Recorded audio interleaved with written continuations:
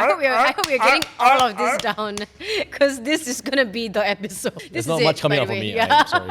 Hey, what's going on? Sonia here with you. Welcome to another episode of Men Explain. Episode after episode, we realize they still have a lot of explaining to do. Well, you've come to the wrong place. Today, we're talking about listening. Ugh. What do you think is the main difference between a bond that friends have and a bond that you share with your partner? I think you have less sex with your friends. Or none at all, preferably. Oh, sometimes not. Yeah.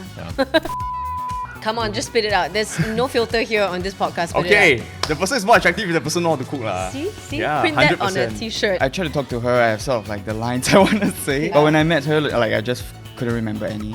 What were the lines that you I prepared? find you really beautiful. Like, it's so cheesy. I'm not married, therefore I'm single. What a vague answer! Oh my gosh. It goes into your testicle. Balls? Yeah, well, sure. I was like, I Okay. don't want to have kids, and my level of commitment is I'm going to snip. The tea is being spilled. I had another friend one time when I was in university. I cut my finger. All this blood sprayed on the wall. Oh god. And so I rushed to the hospital to get stitches, right?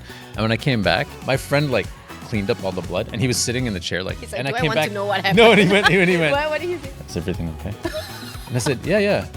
I just cut myself. He goes, oh, I thought you killed somebody, so I cleaned Right, up all and the. he's I still- cleaned up all the blood. He still accepted Yeah. you know Yeah. that this is a friend for I life. know, man. yeah. Except then he got together with my ex-girlfriend. So now Oh god! Okay, I'll spill some tea now. I had an ex, I saw like a ton of missed calls from him. He shows up at my house, and back then I was living with my parents, and he beats himself up in the stairwell. what is Yeah. wrong with these I don't know, idiots? like, and my dad was like, "Can you get it together?" Oh, what are you doing? Now it's just, or I'm you could done. throw your phone across the room, I Oh suppose. yeah, wait, my phone. Yeah, I is- won't talk about why your phone is cracked. Wait, so- hold on. I need to zoom in on this.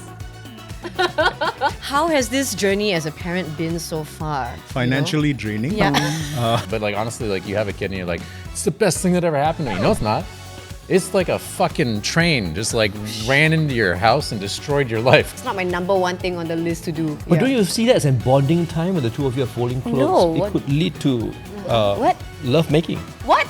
How? I play around my body all the time. I do not want to know.